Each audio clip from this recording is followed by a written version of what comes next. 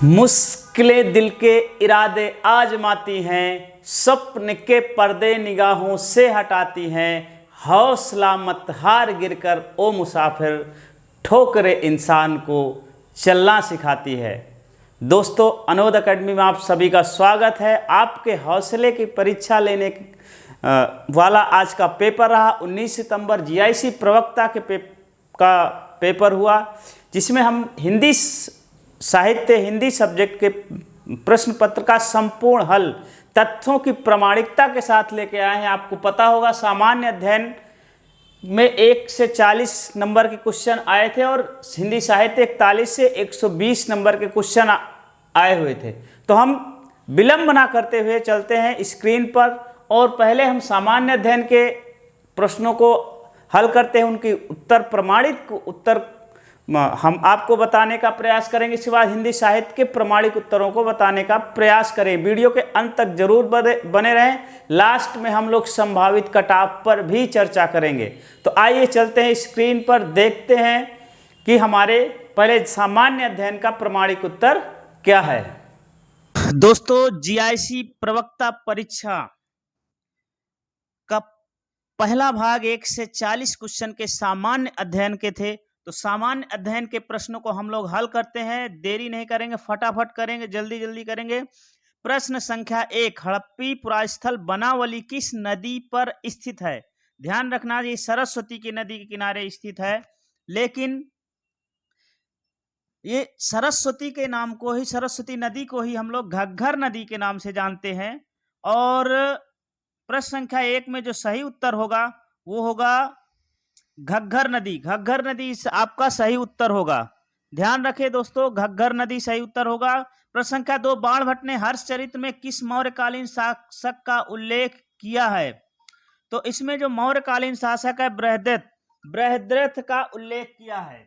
बृहद्रथ का उल्लेख किया है। अगला प्रश्न है, निम्नलिखित में से दिल्ली के किस सुल्तान ने अमानवीय दंड देना बंद कर दिया? तो फिरोज शाह तुगलक।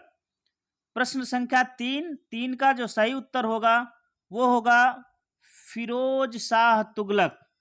प्रश्न संख्या 4, वो कौन सा मुगल बादशाह था जो अंग्रेजों का पेंशन भोगी बन गया?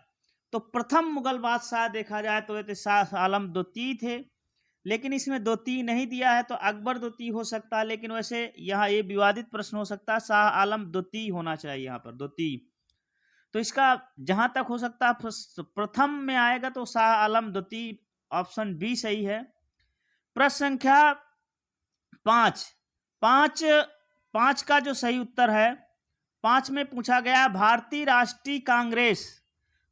राष्ट्रीय कांग्रेस में सम्मिलित होने के लिए सुभाष चंद्र बोस को किसने प्रेरित किया? तो भारतीय राष्ट्रीय कांग्रेस में सम्मिलित होने के लिए सुभाष चंद्र बोस को प्रेरित किया Chittaranjan Das MK. Gandhi. Option D इसका सही उत्तर होगा। प्रश्न संख्या 6 में यह पूछा गया था कि 1829 में अंग्रेजों के विरुद्ध खासी जनजाति विद्रोह का नेतृत्व किसने किया था? तो तिरोत सिंह ने। दोस्तों, इसका जो 6 का जो सही उत्तर होगा वो होगा तिरोत सिंह इसका सही होगा। अगला प्रश्न है, निम्नलिखित में से कौन सा हड़प्पी पुरा स्थल उत्तर प्रदेश में नहीं स्थित है? इसमें यह बताना था कौन सा नहीं स्थित है, तो देसलपुर उत्तर प्रदेश में स्थित नहीं है। प्रश्न संख्या 8 में देखें, कन्नौज पर महमूद गजनवी के आक्रमण के समय वहां का शासक कौन था? दोस्तों, इस प्रश्न का जो सही उत्तर है वो होगा राज्यपाल। प्रश्न संख्या 9, मध्यकाल में उत्तर प्रदेश के किस जनपद को शिक्षा का केंद्र होने के कारण सिराज ए हिंद कहा जाता था? तो किसको सिराज ए हिंद कहा जाता था? तो इस प्रश्न का जो सही उत्तर होगा वो होगा जौनपुर को सिराज ए हिंद कहा जाता था। निम्नलिखित गुप्तकालीन मंदिरों में कौन सा उत्तर प्रदेश में अवस्थित है? दोस्तों, इसको ध्यान देना है कि कौन सा मंदिर उत्तर प्रदेश में अवस्थित है। तो जो इसका जो सही उत्तर होगा वो सही उत्तर होगा देवगढ़ का दशावतार मंदिर। तो देवगढ़ का दशावतार मंदिर झांसी में स्थित है। तो झांसी उत्तर प्रदेश का जिला है। तो इसका सही उत्तर होगा देवगढ़ का दशावतार मंदिर। प्रश्न संख्या 11 में पूछा गया आरबीआई द्वारा कितने बैंकों पर जुलाई 2021 में नियमों के उल्लंघन के लिए जुर्माना लगाया गया? तो 14 बैंकों पर जुर्माना लगाया गया। प्रश्न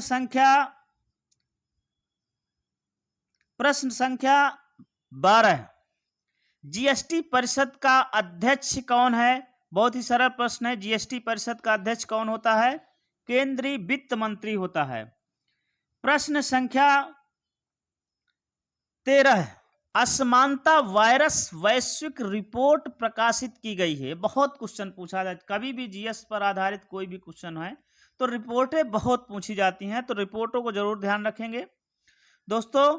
तो इसका असमानता वायरस वैश्विक रिपोर्ट प्रकाशित किसके द्वारा? ऑक्सफैम के द्वारा असमानता वायरस वैश्विक रिपोर्ट प्रकाशित की गई। प्रश्न संख्या 14, प्रधानमंत्री फसल बीमा शुरू की गई थी। कब शुरू की गई थी प्रधानमंत्री फसल बीमा? तो प्रधानमंत्री फसल बीमा 2016 में शुरू की गई थी। तो प्रधानमंत्री फसल बीमा 2016 में शुरू की गई थी। उसका उत्तर ऑप्शन नंबर सी सही होगा।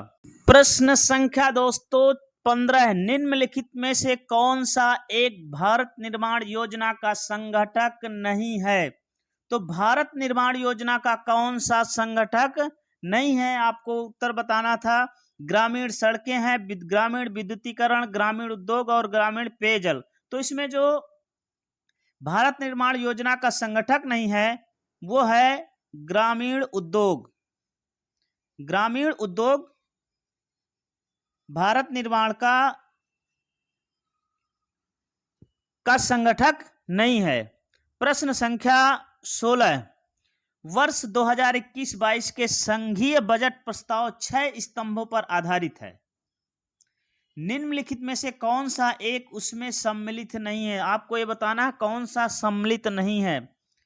इसमें जो सम्मिलित नहीं है वो है, सही उत्तर होगा गांव की अर्थव्यवस्था का सुदृढ़ीकरण। ये सम्मिलित नहीं है, ऑप्शन बी सही होगा। प्रश्न संख्या 17, भारत में म्यूचुअल फंड को निम्नलिखित में से किस संस्था के द्वारा विनियमित किया जाता है? तो म्यूचुअल फंड को विनियमित करने वाली संस्था है सेबी। इसका ऑप्शन बी सही उत्तर होगा। प्रश्न संख्या 18 में है कि बैंकों में उपभोक्ता सेवाओं में सुधार का सुझाव देने के लिए निम्नलिखित में से किस समिति का गठन किया गया था? तो गोई पोरिया समिति। इसका जो सही उत्तर होगा वो होगा ऑप्शन सी, गोई पोरिया समिति। ये जो है बैंकों में उपभोक्ता सेवाओं में सुधार लाने के लिए गठित की गई थी। प्रश्न संख्या 19, भारत के कुल भौगोलिक क्षेत्रफल में उत्तर प्रदेश का कितना? ये तो सभी को पता है, 7.33, और ऑप्शन से बाकी ऑप्शन गलत हैं। प्रश्न संख्या 20, उत्तर प्रदेश का कौन सा शहर मार्च 2020 को राज्य के जीडीपी और प्रति व्यक्ति आय के मामले में शीर्ष स्थान पर है? जीडीपी और प्रति व्यक्ति आय के मामले में तो ये नोएडा होगा। इसका जो सही उत्तर होगा वो होगा नोएडा, ऑप्शन बी इसका सही उत्तर होगा। प्रश्न संख्या 21, निम्नलिखित में से कौन सा उत्तर प्रदेश का प्रमुख उद्योग नहीं है? तो प्रमुख उद्योग आपको बताना है कौन सा नहीं। इसका सही उत्तर ऑप्शन डी होगा, ऑटोमोबाइल प्रमुख उद्योग नहीं है, तो इसका ऑप्शन डी सही उत्तर होगा। प्रश्न संख्या 22, निम्नलिखित में से कौन सा एक उत्तर प्रदेश का लोक नृत्य है? दोस्तों इसका जो सही उत्तर होगा उत्तर प्रदेश का कौन सा लोक नृत्य है तो जैता। बहुत ही महत्वपूर्ण प्रश्न था और अच्छे लेवल का प्रश्न था। प्रश्न संख्या 23, 12वें वित्त आयोग के अध्यक्ष कौन है? तो 12वें वित्त आयोग के अध्यक्ष सी रंगराजन है। 12वें वित्त आयोग के अध्यक्ष सी रंगराजन है। प्रश्न संख्या 24, निम्नलिखित युग्मों में से कौन सा एक सही सुमेलित नहीं है? तो इसमें कौन सा सही सुमेलित नहीं है? छत्तीसगढ़ सुमेलित है, हिमाचल प्रदेश सुमेलित है और उत्तर प्रदेश भी सुमेलित है। तो इसका जो सही उत्तर होगा वो होगा, सही उत्तर दोस्तों, सही उत्तर इसका होगा असम। असम में 7 सीटें हैं। प्रश्न संख्या 25,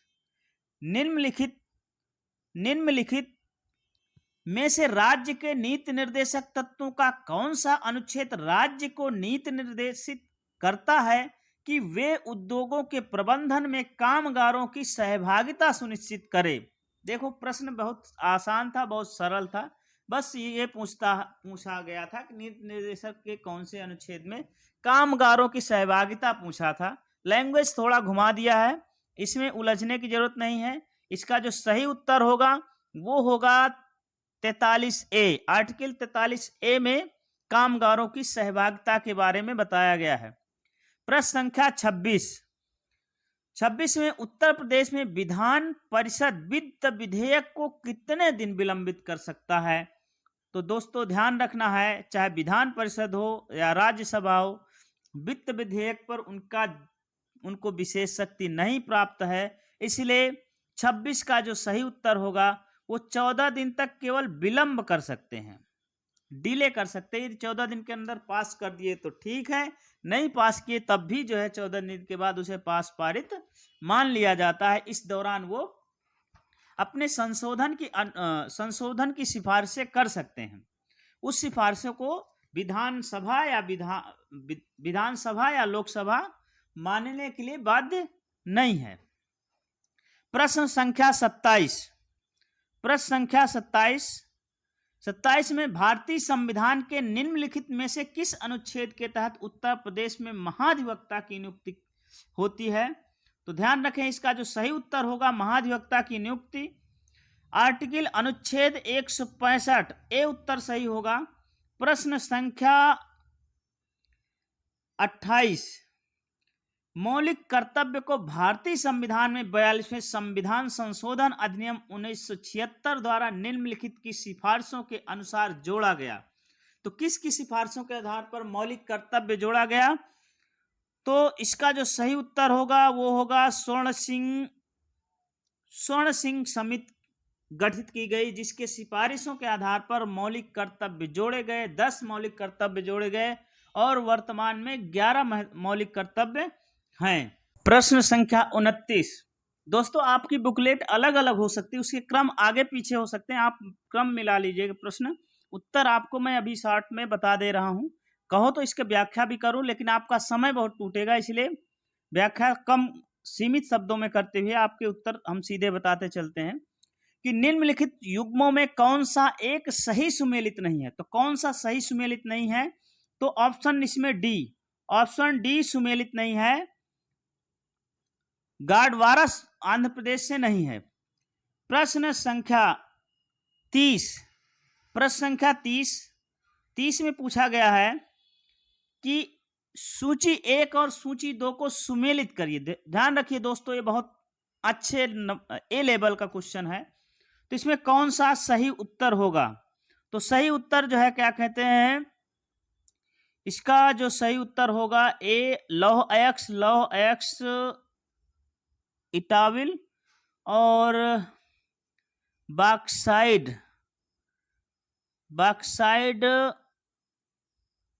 आपका सडवरी, ये तो ए का 4 और डी का 2। ऑप्शन सी आपका जो सही उत्तर होगा वो होगा ऑप्शन सी उत्तर सही होगा, उत्तर सी सही है।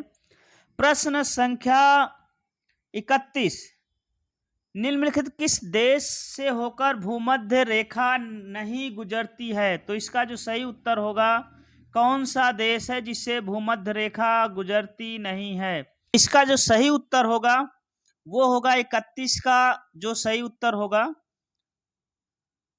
वो होगा जाम्बिया, डी ऑप्शन सही है। प्रश्न संख्या 32, उत्तर प्रदेश में मयूर संरक्षण केंद्र निम्नलिखित में से किस स्थान या जनपद में है? तो मयूर संरक्षण केंद्र उत्तर प्रदेश के मथुरा जिले में मयूर संरक्षण केंद्र स्थित है। मथुरा जिले में, मथुरा जनपद में मयूर संरक्षण केंद्र स्थित है। प्रश्न संख्या 33, निम्नलिखित में से उत्तर प्रदेश की कौन सी अनुसूचित जनजाति वाराणसी जनपद में नहीं पाई जाती? तो देखिए, एक जनजाति है जो वाराणसी में नहीं पाई जाती, वो है सहरिया जनजाति ललितपुर में पाई जाती है। प्रश्न संख्या 34, निम्नलिखित पारिस्थितिकीय तंत्र की अवधारणा प्रथम बार दी गई है। दोस्तों, इसका जो सही उत्तर होगा प्रथम बार पारिस्थितिक तंत्र, ये कई बार प्रश्न पूछा जा चुका है और एजी टांसले सभी को पता है। प्रश्न संख्या 34 का जो सही उत्तर होगा वो होगा ऑप्शन सी। प्रश्न संख्या 35 को ध्यान देंगे। निम्नलिखित में से कौन सी फसल लवण सहिष्णु है, लवण के अनुकूल है? तो इसमें जो सही उत्तर हो सकता है वो दोस्तों, इसमें थोड़ा सा डाउट है, या तो ये ऑप्शन बी होगा या तो डी होगा। मेरी समझ में ऑप्शन डी होना चाहिए, चुकंदर, लेकिन हो सकता है बी भी हो सकता है, तो इसको आप डाउट में रखेंगे। ऑप्शन डी सही उत्तर होगा। प्रश्न संख्या 36, खड़ी फसल की कटाई करने से पहले अगली फसल की बुआई करना कहलाता है। क्या कहलाता है दोस्तों? तो खड़ी फसल की बुआई, कटाई से पहले अगली फसल जब हम बो देते हैं तो नालियों में बो देते हैं, तो एक खड़ी फसल तैयार हो जाती है, उसके बीच में नालियों में दूसरी फसल बो देते हैं, उसी फसल को हम लोग रिले कहते हैं, रिले खेती कहते हैं। इसका ऑप्शन डी सही उत्तर होगा। प्रश्न संख्या 37, निम्नलिखित में से किस क्षेत्र में मोटे अनाज वाली फसलें उगाई जाती हैं? तो मोटे अनाज वाले ऊंचाई पर उगाई जाती हैं, इनको ज़्यादा जल की जरूरत नहीं होती है, इन फसलों को ज़्यादा जल की जरूरत नहीं होती है। तो जो सामान्य धरातल है, निचले स्तर के ऊपरी क्षेत्रों में ज़्यादा ये फसलें उगाई जाती हैं। प्रश्न संख्या 34, सौर ऊर्जा का कारण क्या है? दोस्तों, ये बहुत आसान सा प्रश्न था, सभी को आना चाहिए था। तो सौर ऊर्जा का कारण नाभिकीय संलयन है। जब हाइड्रोजन के परमाणु मिलकर के हीलियम बनाते, इस क्रिया को नाभिकीय संलयन करते हैं, और इसमें जो मास की क्षति होती है वो ऊर्जा में बदल जाती है। तो सूर्य में जो है, क्या कहते हैं, नाभिकीय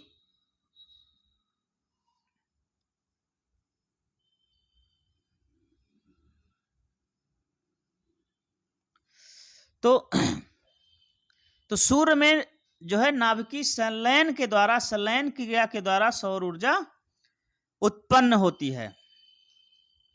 प्रश्न संख्या 39 और 40, देखिए, जितने कोचिंग संस्थानों ने मैथ का हवा खड़ा कर रखा था, और जिन लोगों ने पैसे दे दे के खूब मैथ की क्लासेस की हैं, खूब पैसे दे दे के, उनका सिलेक्शन नहीं होने वाला। ध्यान रखिए दोस्तों, मैं ये गारंटी की दावा कि जिस दिन आप लोग कोचिंग का सहारा छोड़ दोगे, उस दिन आपका सिलेक्शन पक्का हो जाएगा। हम लोग ये समझते हैं कि मोटी रकम देने से, पैसे देने से सिलेक्शन होता है, ये गलत है। सिलेक्शन की कुंजी यदि कहीं है तो आपके अंदर है।